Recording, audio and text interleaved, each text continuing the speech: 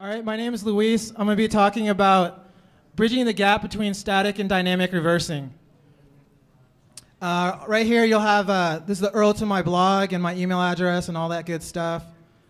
I guess I should say something about how I'm so cool and I could talk about this shit, but whatever. I'm just going to show the stuff I've been working on. You guys should check it out and then just use it. All right, here's the agenda. I'm going to be covering a bunch of different things. Mostly, right now we have these different sets of tools that we use for reversing, and they don't really work that well together. We have things that are Band-Aids that make them work better, but they're still not what we need. And what I'm presenting here is still a Band-Aid. It's a better Band-Aid. But I'm going to talk about what we should do in the future and other avenues that we can take to try to make a more cohesive reverse engineering framework. So first I'm going to cover some of the current tools we're going to be using.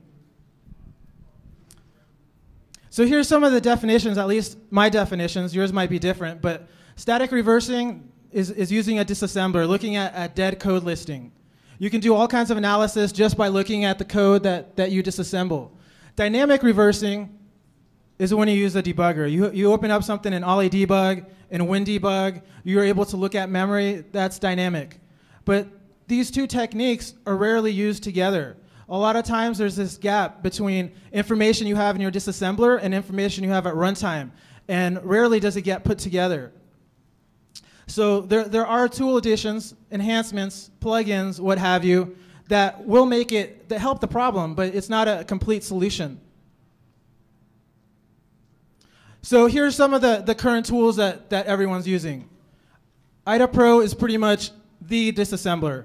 If you want to do reversing, you use IDA Pro. There's other stuff. There's PVDASM is a small project. It's a Win32 disassembler. It has a plug-in architecture. It's made by this kid in Indonesia, I believe. It's free. You should check it out. WDASM used to be the preferred disassembler for cracking software protection, but it hasn't been maintained in a very long time.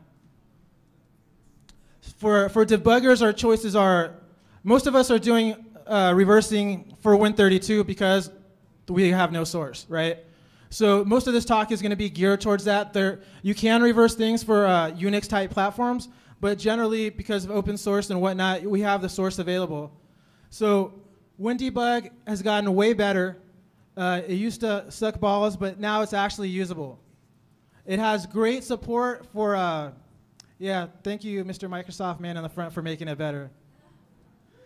But it has great support for symbols. You can dump, there's the DT command, so you can dump complete structures. If you're working in the kernel, you're doing kernel mode stuff, it's great. Ollie debug is probably the best user mode debugger available for Win32. Has a great plugin architecture. Lots of plugins are written for it. There's scripting available. For Unix platforms, it's pretty much GDB. That's it. There's not really that much competition. Yeah, woo, GDB. There's a couple other tools. I think there's like a Total View debugger, but those cost a lot of money and I've never used them. And Soft Ice is dead now. It got end of life. CompuWare killed it, and it's gone. Driver Studio 3.2 was the last version they're making, and they're not going to provide any more support. So what tool enhancements do we have? First, we have map files. Map files is a text file that shows the function name or the public, the global, and then an offset into the file. So when you load up a map file that got generated from a disassembler into your favorite debugger, you're going to have symbolic information, which is very important when you're debugging.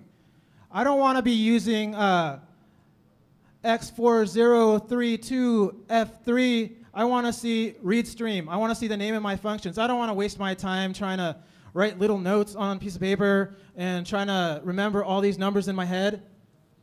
Another thing along these lines is I2S. And it's a really cool plugin for IDA. It takes your IDA database and dumps it to NMS format files, which is what Soft Ice uses for its symbols. And you run that, then you load the resulting NMS into Soft Ice, and you have all your symbols. Another tool enhancement are emulators. Emulators allow you to somewhat simulate the runtime environment. So you can see how the static disassembly is working within the simulated environment. It allows you to see a lot of stuff, but still not a complete solution. So how do we bridge this gap? How do we make these tools work better together as a cohesive unit? The first step is symbolic information. You want everything, all your annotations that you do in IDA, you want those in your debugger, and vice versa. But that right there is only one-way communication. You're taking data from the disassembler and you're bringing it to the debugger. Step 2 is two-way communication. You want to take information from the disassembler to the debugger and back again. We want to create this loop where we feed information from runtime that we don't have access to during static analysis. And this is basically taking the best of both worlds and creating the more ideal solution. But still, these up to now, these are still Band-Aids. The third possibility is a common API or interface. How nice would it be if we have one standard reversing API or interface? This reversing API hooks up to WinDebug, to OllyDebug, to IDA, to WDASM, whatever you want to use. Let's say I don't like IDA. Let's say there's another viewer that I want to use. I use this viewer, I write a plugin against this standard interface, and then I could use WinDebug, I could use GDB, I could use even different processors. I'm going to be going over this towards the end of the talk, and it's what I commonly refer to now as like a software JTAG. A JTAG interface in hardware provides a standard interface for debugging, and this is what we also need on the software front. So symbols. ELF symbols are easy. ELF is completely documented.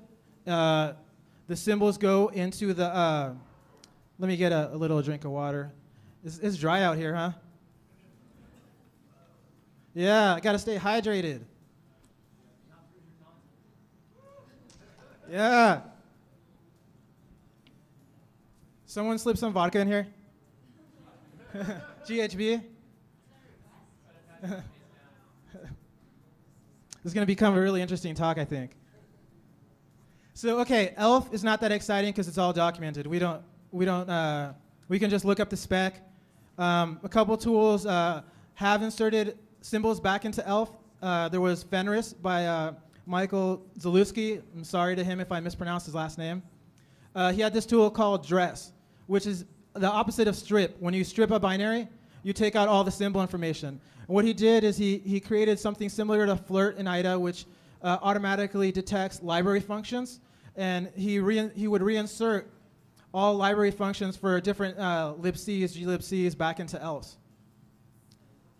But Microsoft uses PDB files. So it's a separate file from the binary that you're trying to reverse, debug, what have you. And the file format is not documented at all. So how does Microsoft create these files?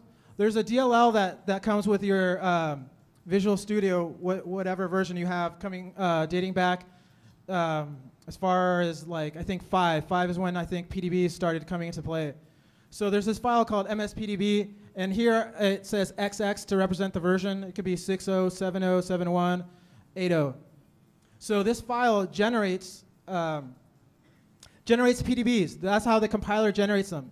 And they're read through the DIA SDK, or more commonly, the debug help.dll. This is what, let's say, the Determina PDB plugin that reads in PDBs for IDA, that's what that uses. That's what PDB Plus uses. That's what WinDebug uses. And debug help.dll, if you need to get it, it comes with the debugging tools. Microsoft provides the free debugging tools that come with WinDebug, and then it'll be in there. So there have been a couple different versions of PDB files. Visual Studio 6.0 came with PDB 2.0. And then when Visual Studio.NET came out, they needed to add support for .NET and for all different kinds of types that weren't around before that. So at that point, they decided to create a new standard, which was PDB 7.0, so it would match, the DLL version. So everything from Visual Studio.NET to Visual Studio.NET to 2003 and 2005 all use this PDB 7.0 file format. As far as documentation, we've already said that there's no documentation provided by Microsoft. Some people have done some reversing on the format. There's some information in the Shriver book, Undocumented Windows 2000 Secrets. That covers some of the PDB 2.0 file format, how it's laid out, some of the stream, how it's split up into different blocks. We're going to look into how the PDB file is actually like a mini file system. It uses non-contiguous blocks and links them all together. So this is why I'm here. I wrote a plugin called PDBGen. This is a plugin for IDA. Basically, what you do is you run this plugin, and it's going to take all the function names and what have you that you've commented in IDA, and it's going to make a custom PDB.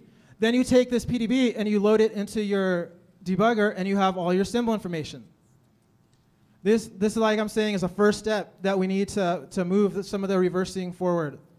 So in order to create this PDBs, I had two choices. One was to reverse the API for the MSPDB DLL file.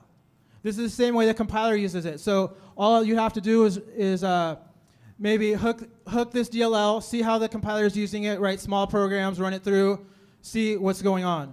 The second possibility is to reverse the reader file. If we reverse debug help.dll, then we're going to know the internals of the file format. The first one only provides us an API. The second one provides us the complete format. So there's some pros and cons, as I was saying. The pro for the MSPDB DLL is that it's the same way the compiler does it. If the compiler changes and we know the API, our PDBs will be the same. This is faster time to product or to the plugin. Some of the cons is license and redistribution issues. I can't redistribute this MSPDB file since part of Visual Studio. So everyone would have to have a copy of Visual Studio. And yeah, there's the free version of Express, so people could get it that way. And but this still isn't really reversing PDBs itself. It's only reversing the API. So the reader, debug help.dll. What are the pros? The pros is that we're going to have a complete information of the file structure. And if we have this information, we can make a platform-independent reader. So let's say you want to do analysis on Microsoft binaries. You're looking for vulnerabilities, and you want to use symbolic information. You want vtables. You want all this stuff, but you want to do it in Linux. Right now, there's no way to read PDBs in Linux. So if I reverse this file, we could have the entire file format, and it would allow us to not be limited just to Win32. We could use it in other OSs and in other platforms. There could be a Python interface to it, Ruby interface, whatever the language, the jour of the day, whatever you want to use. So what are the cons? This takes a lot longer. You're debugging like a pretty big DLL. It's pretty complex. And one downside is internals might change. This file comes out every time there's a new WinDebug released. So far, I've been tracking the releases for about 2 years, and the only thing that's changed are they add new APIs, but the file format stays the same. It's still backwards compatible. So I don't think that even if we go this route, that it's gonna be a problem. So I said that PDBs are like file systems, non-contiguous data. There's different streams, and I'm not going to bore you with trying to read hex dumps on some projector from way in the back, and it's not going to make any sense. So all the internals with pictures and whatnot is going to be on my blog. That's going to be posted during this week. So check that out. It's dword with an e.blogspot.com, and you can peruse that and look at all the details there. So okay, so what is the plugin doing? Right now, it's only doing global functions. Right now, it's not gaining anything more than what we have in a map file, but this format is extensible. Soon, I'll be able to do all local names, more types. We'll be able to read vtable structures, classes. There's tons of information there. The second part of it is I want to release a library. LGPL library. Something interesting about the PDB file format is, I don't know if any of you guys do driver development or read OSR online. It's kind of like a driver-centric community there. A few months ago, it was reported that the WDK, which is the new DDK is what they're calling it for Vista, release, I think greater than 5270, accidentally included private PDBs for the kernel. Holy shit. So there's all the internal structures to the kernel. That got yanked, I think, within a week, but it got distributed. It's everywhere. So if someone wants to know the internal structures to the new Vista kernel, it's all there. With a PDB reader library, you don't have to use WinDebug to dump each structure one by one. You could grab a PDB, and we'll be able to dump entire structures, all kinds of information for each PDB file. So I believe it's the kernel and some other stuff, both for Win32 and for x64. So if you have that WDK and you want to let me take a look at it, I'll be around all weekend. So yeah, the last thing is a symbol browser. We want to be able to look at all information in a PDB without having to go through a debugger, because all we want is the data at this point. Okay, so that's it about the tools. Now I want to talk about where do we go from here. A lot of this stuff is just like ideas I've been kicking around in my head, but it's where I think we could get the most benefit. First of all, we need two-way communication. Even like the symbol transfer, like I said, it's only going from the disassembler to the debugger. We need to take that, make that a loop. I want to see what type of objects are in memory. I want to see how things are working and feed that back in. We could potentially run something in a debugger for a while, feed different types of input, and have that annotate our disassembly.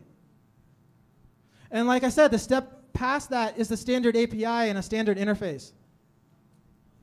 So one example where this would be useful is C++ reversing.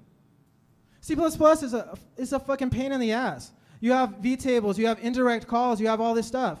So if we use both the static and the runtime and feed it back and create this constant loop, we can know where these indirect calls are going. You just trace it back. And we create cross-references, as we'll see. How do we do this? So like I said, most of us probably reversing Microsoft stuff. Vtables are listed in the PDB. So we find a vtable for whatever class we're looking for. Set a breakpoint on every method. Run it for a while. You're going to start hitting these breakpoints. See where it was called from and backfill the function name, the method name that is coming from, and add a cross-reference. After you run it for a while, you're going to have all this information stored up about who's calling who. You're going to see patterns. You're going to see locality. Well, what functions only call within the same class? What functions are called outside? This is how you determine if something's public or if it's private. Now we also have protection. We know how the object is being used. There's other things that can be done as well. So here's an example of indirect call. On the top part, we see EDI has a pointer to a vtable. That's loaded into EAX. The next line where you see EDI be copying into ECX, ECX is the this pointer. So if you've done OOP, you know about the this pointer. The next line, it says call D pointer EAX plus 14 hex. I have no idea what that is. I'm looking at dead listing. I have no idea. But if we find a vtable and we set these breakpoints, this is what it's going to look like. It's going to be calling object.method, and that's what we want. And then we don't have unrelated methods being called. You find a method that you think has a vuln, you right-click on it now, or hit X, and boom, you have the path, everyone that's calling it. And you can backtrace to see where user input is coming from. So here's something else that we need. We need debugger type info. OllyDebug is great. If you have a register, let's say EAX with some value in it, and it happens to contain a string, it dereferences it for you. So you'll see hello world in OllyDebug. That's really helpful. That's like, it's a simple thing, but it makes great sense. So why don't we extend this to other more complicated types of objects? If I see this in EAX, I want to know that that's my object type. I want to know that that's, let's say, a stream object or some other kind of object. It just makes the reversing that much easier. So how do we go about this? We can look for constructors and destructors. We set breakpoints at the exit of constructors. At the exit of a constructor, you're going to return the address of the object in EAX. So we set these breakpoints, and boom, we know where we have this memory map where all the objects are. So we hold this table. Then we set a breakpoint on all the destructors at the entry, so we can remove these from our list.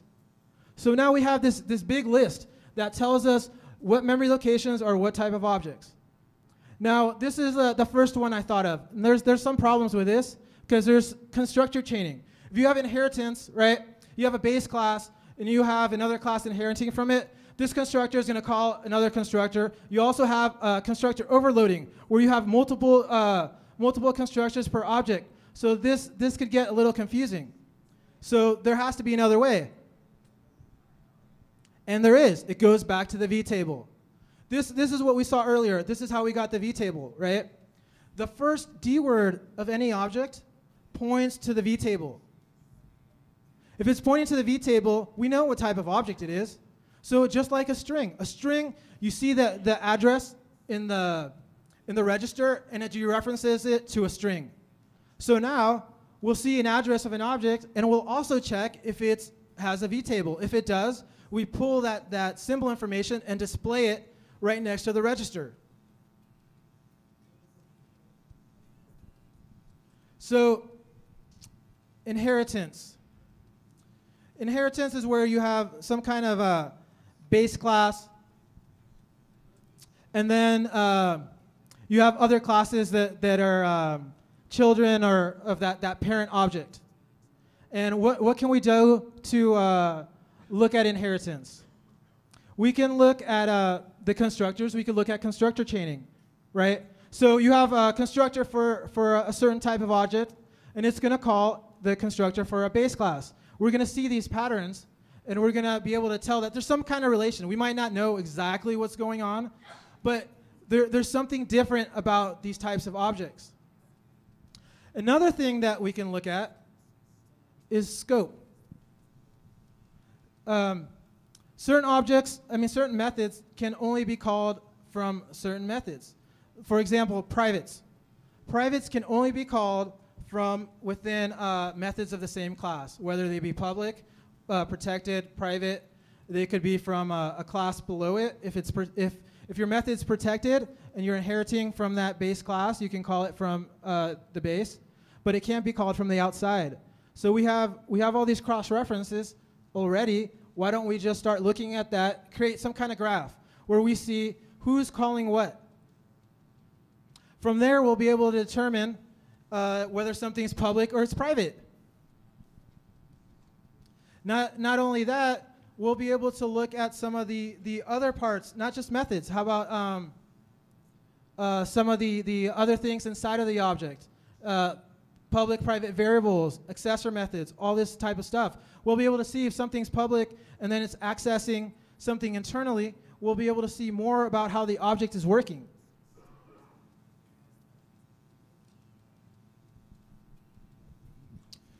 The next thing is pure virtual methods. You can see these in vtables. When you look at a vtable for any type of Microsoft DLL, you'll see something like pure virtual. I forget the exact name of it, but I'm sure you've seen it before. This means that this is probably like a base class or something. You cannot call that, but you'll probably see other objects that are inheriting from it. Same thing with, this is all going back to vtables. Basically what we're doing is we're looking at how C++ works. We're taking the behavior of it, creating some kind of a metaphor for it, and this is how it works. So we use these metaphors to gather more and more information. It's all there. It's just we just have to look at it a little bit differently. So you have different vtables, right? So let's say something inherits from something else. It's gonna it's not a virtual method. They're gonna call the same method. All these different objects are gonna call the same method. They're probably gonna be at the same offset in the vtable, and it's gonna be pointing to the same method. So generally, you're not going to have a method calling something, object's not going to have the same method as some other object unless it's related. It's not going to be pointing to the same thing. So that's another way to determine that there's some kind of relationship created there. A lot of this stuff can probably be graphed out. Some kind of analysis can be run. We might be able to even have this all automated. So as far as implementation, I started looking at IDA Python for IDA Python, whatever it's called.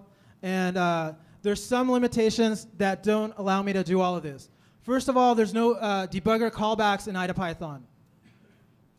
I can't set breakpoints and have things work off those breakpoints using IDA Python. So there's two choices. We either have to write a plugin, which is fine, or I'd rather do it in Python. So IDA Python has to support callbacks. And most of this stuff can be done automated. You could load up something to disassemble in IDA, have it exercise the binary using whatever input you choose within the debugger in IDA. It's all there, right? And it starts annotating your disassembly automatically. You come back, I don't know, half an hour later, and all this work has been done for you.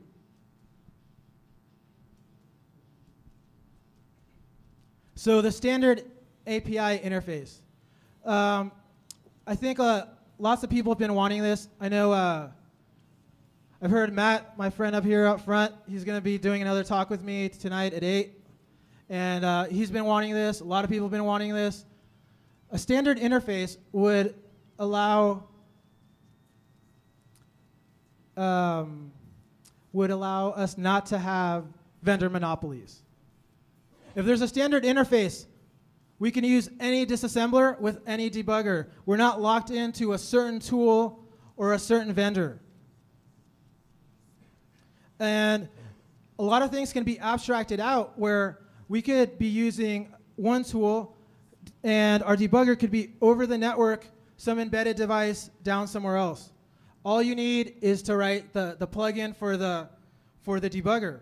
You could be using a remote console and debugging, let's say, a Cisco router running GDB. Have full access to that from your console. So this is kind of like a software JTAG. JTAG was developed by hardware people because they needed a standard interface. You want to have one interface that everyone can comply to, and your debugger will work in all these different platforms. So this is what I'd really like to see, some way that viewers, disassemblers, debuggers, what have you, could be swapped out. They're interchangeable. So what has to happen? A plugin has to be written for every tool that complies to this interface. Register and machine-specific information can be abstracted out. Doesn't matter if it's ARM, if it's x86, Spark, what have you. That would be all contained. So there are some problems with doing something like this. It would not be very effective to use this for, let's say, reversing malware, reversing software protection. Anytime you have some kind of set interface like this, anti-debugging code is going to catch it just like that. So this is more for reversing functionality, looking for vulnerabilities in different types of products and stuff like that. So I'm running a little fast, but here's the conclusion is that we can combine these tools together and it's going to yield us better results. And this is going to evolve into a more coupled framework that you can use different tools together. And one tool I didn't mention in my slides because I haven't had time really to look at it is PyMay. I'm really excited to check out PyMay and see how this can be integrated into this sort of thing. I know Pedram took off already, but I've been wanting to talk to him about something like this. And a lot of this stuff is going to be in my blog. My blog's also mirrored on OpenRCE, so if you're on there, you'll see it as well. And I'll be taking any questions. If there's any questions, just walk up to the mic or raise your hand or what have you. All right, since someone's coming up right now.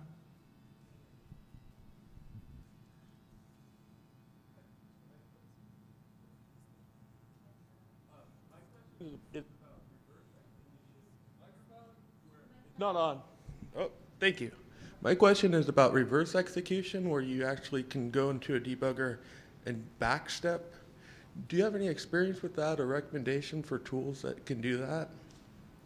I haven't used any of them. I know that Symix makes, or Virtual Tech, I think is the name of the company, makes Symix. Symix is this simulator, and they have a product called Hindsight. I've never used it, but I know that does that type of thing. And I have a second question. Do you have any experience with debugging with multi-threaded applications, and do you have any strategies to debug those type of applications? I don't have too much experience with that. I mostly do reversing for looking for vulnerabilities and for yeah, just reversing other people's products that I want to take a look at. Thank you. So if there's anyone else has a question, go ahead. Oh, dude, I have a question. Couldn't you use this to figure out what inputs it would take to get to a certain point, like in the program? Why, yes, you could. That's a very good point. What's your name? My name's Jeff. I was just thinking about this when you were talking about it. Yeah, what a coincidence. We'll actually be talking about something like this at 8 p.m. today. Go ahead, Ryan. In one of your example slides, you've got a pointer to a vtable, and you end up calling, EAX plus 14H, and use a debugger example to pick up the member function name. Is that via the PDB symbols, or where are you getting the name from in that case? Oh, I'm getting the name from well, it's a Microsoft PDB. It's going to have the vtable in there. So I set breakpoints on all the methods. I hit a breakpoint, and I look up on the stack to see who called it. And then I backtrace and refill that information. So why do you need a debugger to do that rather than being able to do it straight from the dead listing? You could. It's just, for me, it's faster to do it this way, and I generate the cross-references like that. It's the way I'm doing it. There's other ways to do it as well. Okay. And while people are thinking of questions or what have you, I'll take a little side note here to talk a little philosophy. So last night, I was talking to Katie. Katie's right here up front. Katie used to do a lot of DNA stuff. She worked on the Genome Project and what have you. Always been interested in like this bioinformatics, bio stuff. And I was like, never really looked at it. And I was like, so what's the deal with this DNA stuff? How does it work? And she's saying that there's, these 4 different letters, right? And these letters make combinations. And these combinations make streams and these double helixes, and they all come out. And that's what represents you or me and the differences between us.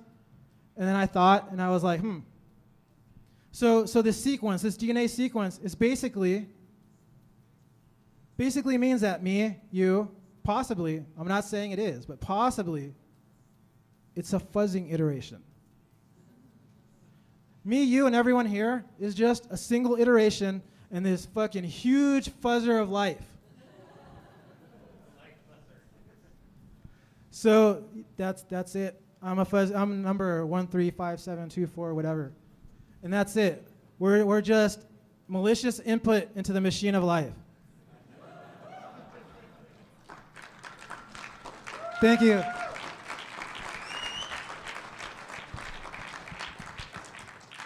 So later this week, I'll be posting everything to my blog, and it'll be mirrored on OpenRCE. If you have any questions, feel free to email me. Feel free to come up to me and ask me any questions or what have you. I am more likely to answer questions if you put a drink in my hand, and I'll see you later.